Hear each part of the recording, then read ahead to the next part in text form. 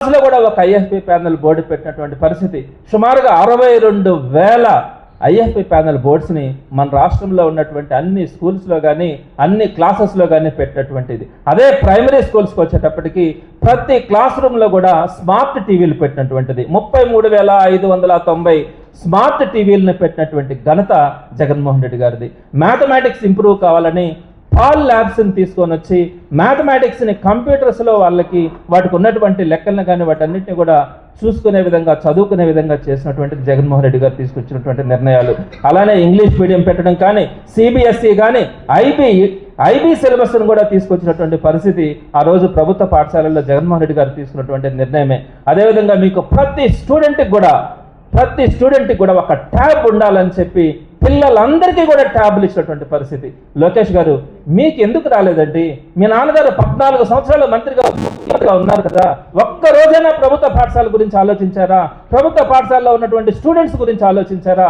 ఈ రోజుని కూడా చెప్తున్నాను కదా, నాడు నేడు ద్వారా ఎక్కడైతే ఆ రోజు ఆగిపోయినాయో ఒక్క ఇటుకరాయి కూడా పెట్టినటువంటి పరిస్థితిలో మీరు ఈ రోజు మీ ప్రభుత్వాలు ఉన్నాయి. ఒక్క ఇటుకరాయి కానీ ఒక్క రూపాయి కూడా ఖర్చు పెట్టి అదనంగా పనులు చేసినటువంటి పరిస్థితి ఈ 2 సంవత్సరాల్లో ఒక్కటంటే ఒక్కటైనా చెప్పగలరా? ఐఎఫ్పి ప్యానెల్ బోర్డు రిపేర్ వస్తే చేయిస్తున్నారా? ఆర్ఓ సిస్టమ్ రిపేర్ వస్తే చేయిస్తా ఉన్నారా? అదేవిధంగా వాళ్ళకి ఇచ్చినటువంటి ట్యాబ్ రిపేర్ వస్తే మీరు ట్యాబ్ను రిపేర్ చేయిస్తున్నారా? వాష్రూమ్స్ మెయింటెనెన్స్ కూడా ఈ రోజు లేదు. ఇటువంటి పరిస్థితుల్లో మీరు ఈ ప్రభుత్వ విద్యా విధానం గురించి మీరు మాట్లాడుతూ ఉన్నారంటే సిగ్గుచేటని చెప్తాను. అదేవిధంగా చక్కగా గోరుముద్ద పథకం అని తీసుకొని వచ్చి రోజుకొక మెనూ ద్వారా పిల్లలందరికీ చక్కగా వారికి భోజనం పెట్టింది. కానీ ప్రతిరోజు కూడా పిల్లలకి రాగి జావ ఇచ్చినటువంటి పరిస్థితి. జగనన్న విద్యా కానుక అని చెప్పి పిల్లలందరికీ కూడా యూనిఫామ్స్ కానీ షూస్ కానీ బెల్ట్ కానీ టెక్స్ట్ బుక్స్ కానీ నోట్స్లు కానీ వర్క్ బుక్స్ కానీ డిక్షనరీ కానీ బ్యాగ్ కానీ ప్రతి ఒక్కటి కూడా సగర్వంగా పేదవాడు ఉండాలా, పేద పిల్లడు చదువుకోవాలా ప్రభుత్వ పాఠశాలలోని అందించినటువంటి ఘనత జగన్మోహన్ రెడ్డి గారిది.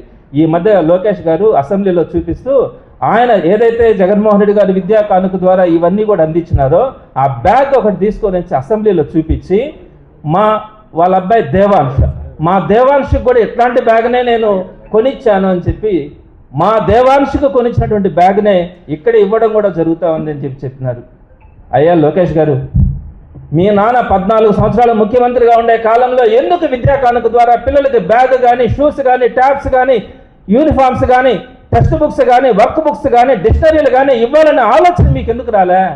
జగన్మోహన్ రెడ్డి గారికి ఇచ్చినటువంటి దాన్ని కొనసాగింపుగా మీరు ఇచ్చి మా దేవాంశకు కూడా ఇట్లాంటి బ్యాగే ఇచ్చినానని చెప్పి మీరు చెప్తా ఉన్నారంటే కొంచెమైనా మీకు అనిపించట్లేదా? ఇవన్నీ కూడా జగన్మోహన్ రెడ్డి గారు రాజశేఖర రెడ్డి గారు తీసుకొచ్చిన రీఫార్మ్స్నే మేము కంటిన్యూ చేసే పరిస్థితిలో ఉన్నాము అని చెప్పి అనే ఆ భాష మీకు అర్థం కావాలా? అలాంటి జగన్మోహన్ రెడ్డి గారిని మీరు విమర్శిస్తా ఒక్కటంటే ఒక్క పథకమైనా కూడా గవర్నమెంట్ స్కూల్స్ గురించి గవర్నమెంట్ విద్యా వ్యవస్థ గురించి తీసుకొచ్చినటువంటి పరిస్థితి మీకు ఎప్పుడు కూడా లేదు. అదేవిధంగా అమ్మఒడి గురించి కూడా పేద పిల్లల్ని కూలీల కోసం పిల్లలందరినీ చదువుని డ్రాప్ అవుట్ చేసి కూలీలకు పంపిస్తూ ఉంటే ప్రతి బిడ్డ కూడా చదువుకోవాలని చెప్పి జగన్మోహన్ రెడ్డి గారు అమ్మ ఒడి కింద మీకు బిడ్డల్ని చదివించుకోండి 15,000 రూపాయలు ఇస్తానని చెప్పి అమ్మ ఒడి కింద ప్రోత్సహించి ప్రతి పిల్లాన్ని కూడా స్కూల్కి పంపించినటువంటి పరిస్థితి.